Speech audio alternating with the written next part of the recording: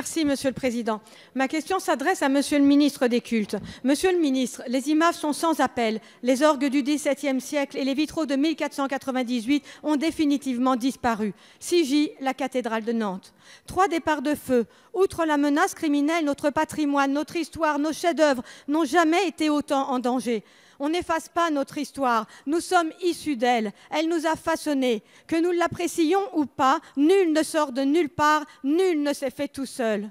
En France, on recense plus de 500 églises directement menacées et environ 5000 édifices religieux en souffrance qui, si rien n'est fait, risquent de disparaître. Cela fait plaisir à certains et c'est bien cela qui doit nous alarmer dans un pays qui revendique fièrement sa laïcité. Le décompte officiel de Place Beauvau pour 2019 est le suivant.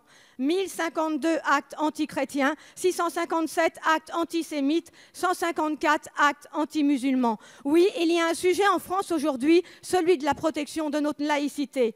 Et s'il faut combattre l'antisémitisme, oui, il faut combattre l'islamophobie, alors il faut aussi combattre tous ces actes antichrétiens. Ce sont 3 actes antichrétiens par jour, Monsieur le ministre. Encore ce week-end en Bretagne, à l'île d'Ars, l'abbaye de Ligurnès, cette nuit, première abbaye fondée en France et première en Occident. C'est un calvaire ici, une vierge là, un vol ailleurs, une destruction, une souillure, un incendie, 3 par jour.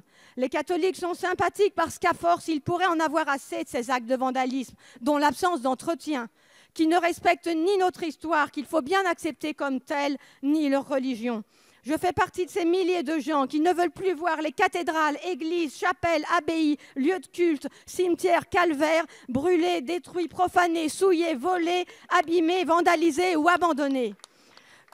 Lieux de culte, ils sont aussi ferments d'unité, expression d'identité et merveilles d'art. Ma question est simple, s'attrister, s'indigner, condamner ne suffit plus. Qu'envisagez-vous de faire pour protéger ce qui fut notre histoire, les lieux de culte chrétiens? Je vous remercie. Merci, Madame la députée.